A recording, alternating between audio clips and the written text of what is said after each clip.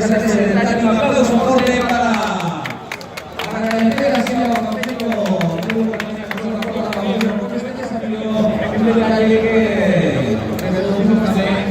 Que llegamos presidenta de Diputación Provincial de Lugo, también para él un aplauso para la delegación, para las instituciones.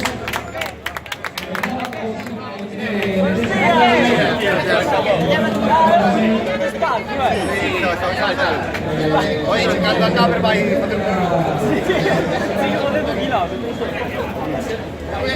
8, 7, 6, 5, 4, 3, 2, 1, top de salida, arranca un aplauso fuerte, pues en marcha, o desafío, Volta Lugo.